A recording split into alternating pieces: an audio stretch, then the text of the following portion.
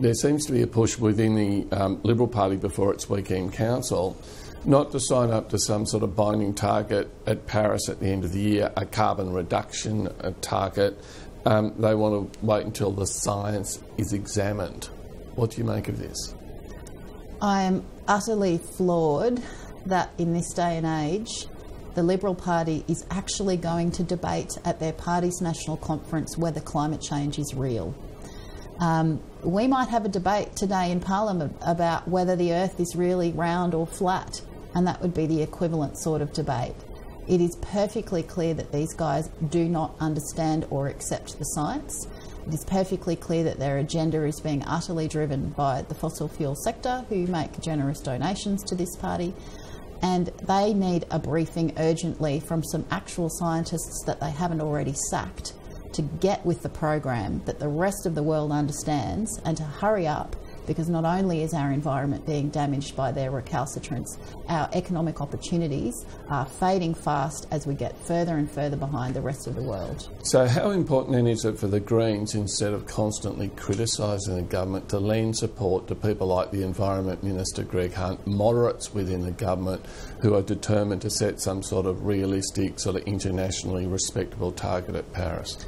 Well, I hope that there will be a realistic, internationally responsible target set, but the leaks that we heard earlier this week show that the Prime Minister was maybe thinking about a target that's less than half of what the Climate Change Authority, his own government advisory body, said that Australia should adopt.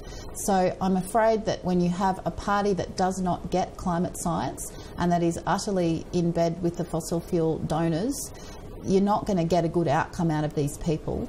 We need urgent public pressure on the Abbott government to just get up to speed with the fact that it's 2015 and climate change is real and it's being caused by our activities, and that we can actually fix it and take drastic action and invest in clean energy rather than cutting the renewable energy target like they just did the night before last in the Parliament.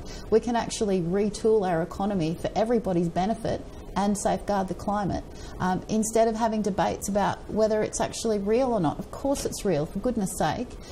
Get some briefings from scientists and get up to speed with what the rest of the world's doing. Now, apparently this push within the Liberal Party is coming partly from Western Australia, partly from the sort of the rural members, regional members, farm groups, committees within the party. Is it incumbent on them, if they don't believe Australia should set a target and fight carbon change that way, is it incumbent on those people, those farmers, then not to accept any money through the government's direct action policy?